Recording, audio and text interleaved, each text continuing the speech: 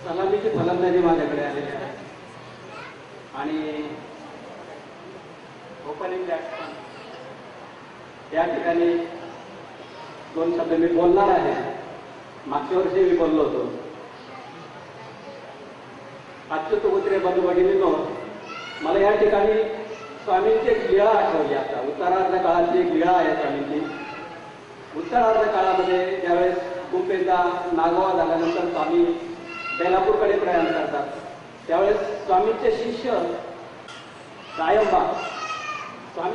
दायंबा काही कामानिमित्त आपल्या गावी गेलेले असतात आणि दायंबांना ज्यावेळेस समजतं की अशी घटना घडलेली आहे, त्यामुळे ते लगबगीने तातडीने स्वामींना भेटण्यासाठी येतात. रात्रंदिवस अहोरात्र चालून ते स्वामींना भेटतात.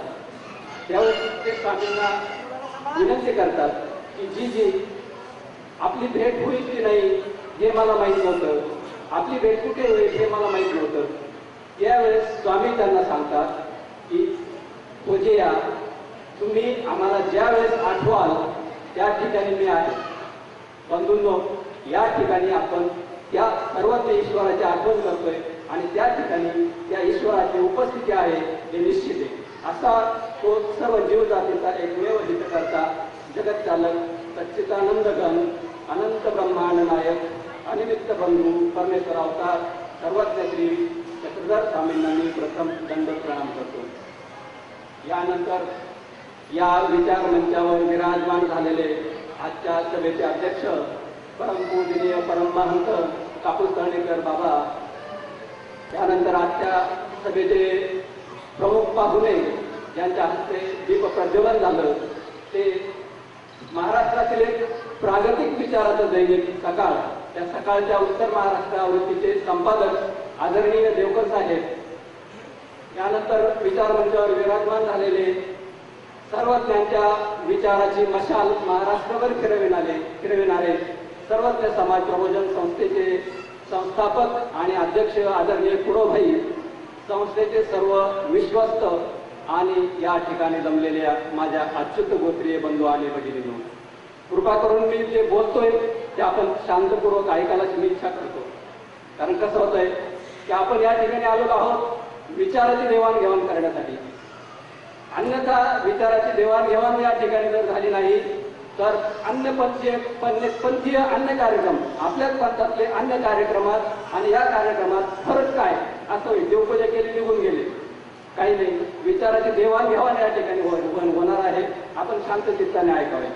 बंधूंनो, हिंदू धर्माच्या इतिहासाला 5000 वर्षाचा इतिहास, हिंदू धर्माला साधारण 5000 वर्षाचा इतिहास आहे. परंतु या 5000 वर्षाचा इतिहास काय सांगतो की हा हिंदू धर्म म्हणजे शोषिताचा धर्म आहे, शोषणाचा धर्म आहे आणि या शोषणाविरुद्ध एक केविल आणि धडपड करणाऱ्या बहुजन समाजाचा हा धर्म आहे. बहुजन समाज हा चातुर्वर्ण्य व्यवस्थेच्या अंधकारात सापडत होता आणि एक अपेक्षा ठेवत होता की कोणीतरी प्रेषित येईल आणि आम्हाला यातून सोडवेल. अनेक वेळेस या 5000 वर्षात प्रेषित आले, नवीन विचार देऊन गेले, परंतु या वैदिक परंपरेने प्रेषिताचे विचार पुसण्याचे काम केले. वेळोवेळी ही घटना घडली. विचार पुसल्यानंतर परत समाज हा चातुर्वर्ण्य व्यवस्थेत गेला, अज्ञानात गेला, अंधकारात गेला आणि परत एका प्रेषिताची वाट पाहू लागला. बंधूंनो, असाच एक प्रेषित सर्वज्ञ श्री चक्रधर स्वामींच्या रूपाने अवतार घेऊन 12व्या शतकात या महाराष्ट्र भूमीवरती अवतरला. अशा त्या चक्रधर स्वामींच्या काळात महाराष्ट्रात परिस्थिती काय होती? त्यावेळेस महाराष्ट्रात यादवांचे राज्य होते. अतिशय कर्तृत्ववान असल्या यादवांच्या घराण्यावर वैदिक धर्माचा फार मोठा परिणाम होता. यादवाचे धर्ममार्तंडांच्या पूर्ण आहारी गेलेले होते. रामदेवरावाने काशी सुवर्णाचे मंदिर बांधले, ठिकठिकाणी वेगवेगळी मंदिरे बांधली. त्या काळात यादव राजाचे अनेक विद्वान होते. त्या विद्वानांनी अनेक संस्कृतमध्ये ग्रंथरचना केल्या. संस्कृतमध्ये ग्रंथरचना केल्यानंतर ते विद्वान राजाकडे ग्रंथ लिहिले आणि राजाच्या ग्रंथकारांचा सन्मान करायचा, सत्कार करायचा. परंतु संपूर्ण येणाऱ्या असंख्य बहुजन समाजाच्या दृष्टीने सर्व धर्मांना आशीर्वाद करत होते. त्या काळाचे सामाजिक जीवन वर्णांपरंपरेने आणि श्रद्धांनी बद्ध झालेले होते. रोटीबंदी, बेटीबंदी, जातीभेद, वर्णभेद,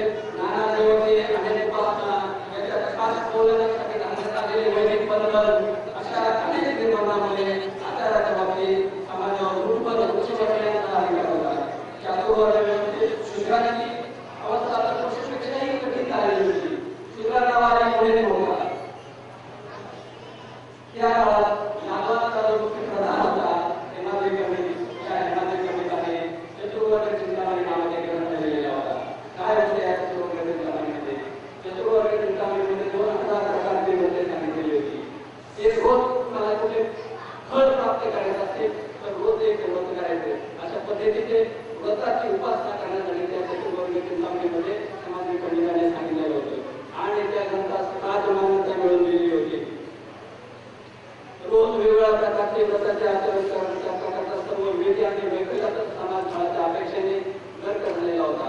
विधी करायचा म्हटल्यानंतर त्यामध्ये काटेकोरपणा महत्वाचा असतो. काटेकोरपणाला एक अतिशय महत्व असते आणि कुठलाही विधी करायचा म्हटल्यानंतर त्यासाठी मध्यस्थ म्हणून ब्राह्मणाची आवश्यकता असते. मध्यस्थाशिवाय कुठलेही धर्माचरण शक्य नसते. अशा प्रकारे दक्षिणारूपी खंडणी वसूल करून ब्राह्मण लोक बहुजन समाजाला नागवत होते, नाडत होते. मनुस्मृतीचा कायदा समाजात लागू होता. वैदिक शास्त्र शिकवण्याचा किंवा पौरोहित्य करण्याचा अधिकार फक्त ब्राह्मण वर्गाचाच होता. बहुजन समाजाला शास्त्र अभ्यासण्याची तर सोडा, पण शास्त्र ऐकण्याची सुद्धा परवानगी नव्हती.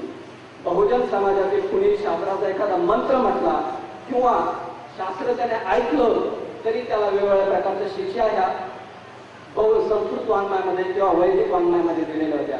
तुम्ही बहुजन समाजाने एखादा मंत्र म्हटला तर त्याची जीभ छाटण्याची शिक्षा त्या काळात होती.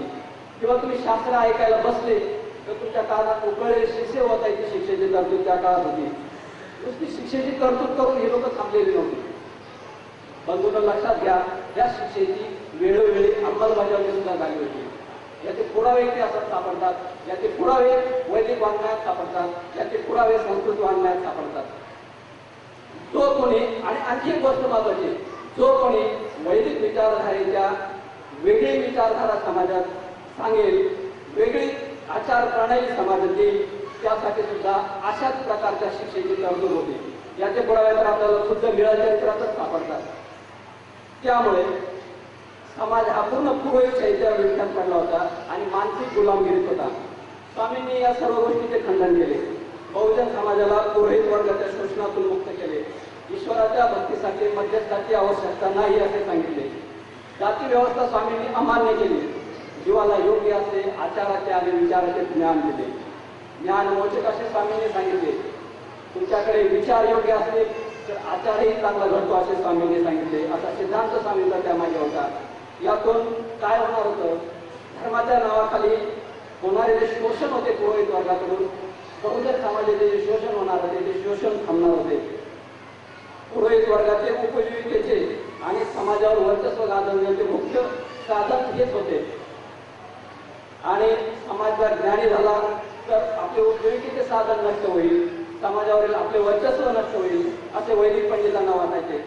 त्यामुळे त्यांनी स्वामींच्या विरुद्ध, या काळात जे वैदिक पंडित होते त्यांना वाटायचं की स्वामी हे वेगळे विचार सांगतायत, त्यांच्या विचारामुळे आमचं समाजावरील वर्चस्व संपणार आहे, आमची जी उपजीविकेची साधनं आहेत ती साधनं संपणार आहेत, समाज हा अज्ञानात राहिला तरच आमची उपजीविका होणार आहे असे मानणारा जो वर्ग होता त्या वर्गाने अवयव उठवायला सुरुवात केली की स्वामी आमचा मार्ग उच्छेद येतात, आमच्या मार्गाला आडवे येतात. त्यांनी छंद मानला की हे स्वामींचं प्रकरण अवघड दिसतंय, याचं काहीतरी बंदोबस्त करायला पाहिजे. नंतर काय केलं मग?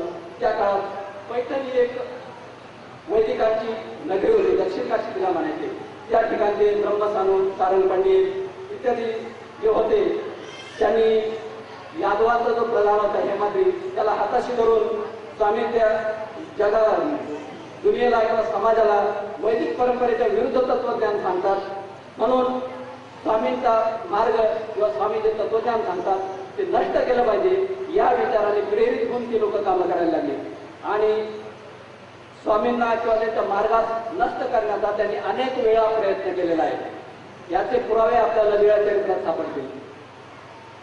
बंधूंनो, मी जे सांगतो हा मुद्दा फार महत्वाचा आहे. हे आमचा मार्ग उच्छेदिती, हे तुम्ही लक्षात घ्या. कोण होती ही लोक? कोण स्वामींना म्हणत होती की हा आमचा मार्ग उच्छेदितात?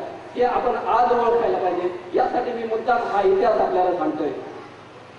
आणि दुर्दैवाची गोष्ट अशी की त्या काळातले जे वैदिक पंडित होते त्यांनी स्वामींचा मार्ग नष्ट करण्याचा प्रयत्न केला आणि मला खेदाने नमूद करायचे वाटते की त्यात ते यशस्वी सुद्धा झालेले आहेत। परंतु ईश्वराचा मार्ग आहे, ईश्वराचा मार्ग कोणी भटाब्राह्मणांनी विरोध केला म्हणून तो संपू शकत नाही। नागदेवाचार्याच्या रूपाने स्वामींचा मार्ग अधिक तेजाने तळपू लागला। त्या काळात पंतप्रसार, नागदेवाचार्यांच्या काळात पंतप्रसार अतिशय झपाट्याने झाला आणि भरभराटीने झाला। परंतु अशा परिस्थितीत वैदिक पुरोहित वर्ग शांत बसणे शक्य नव्हते। त्यांनी स्वामींचा मार्ग भ्रष्ट करण्यासाठी तोतये बनून पंथात प्रवेश करणे सुरू केले। पंथाची आचाराची व विचाराची दिशा त्यांनी बदलून टाकली। पंथात प्रवेश केल्यानंतर त्यांनी स्वामींची तत्वे शिकून घेतली। त्या तत्वांच्या जोरावर शास्त्र चर्चेमध्ये ती मंडळी अन्य सांप्रदायिकाला हरवू लागली। हे लक्षात घ्या, स्वामींचे तत्वसिद्धांत त्यांनी शिकून घेतले आणि त्या स्वामीच्या तत्वसिद्धांताच्या जोरावरती ते अन्य संस्थांना, अन्य धार्मिक जे अधिष्ठान होते त्यांना ते हरवायला लागले। मान मान्यता आणि प्रतिष्ठा मिळवण्यासाठी त्यांनी बेमालूमपणे पंथीय आचार करण्यास सुरुवात केली। स्वामींच्या मार्गास आतून पोखरण्यास सुरुवात झाली। शास्त्रज्ञांनी सगळे आपल्या ताब्यात घेतले। ही परिस्थिती साधारण मी सांगतोय स्वामी गेल्यानंतर 50 वर्षाची परिस्थिती आहे। त्या काळात तोते लोक जे घुसले होते त्यांनी संपूर्ण शास्त्र आपल्या ताब्यात घेतले। शास्त्रात बदल करण्यासाठी त्यांनी लीळाचरित्र एकदा नाही 2 वेळेस हरवलेले आहेत। आपल्याला दिसेल, आपण जर इतिहास प्रकरण पाहिलं, अन्वय स्थळ पाहिलं तर लीळाचरित्र 2 वेळेस हरवलेलं आपल्याला दिसतंय।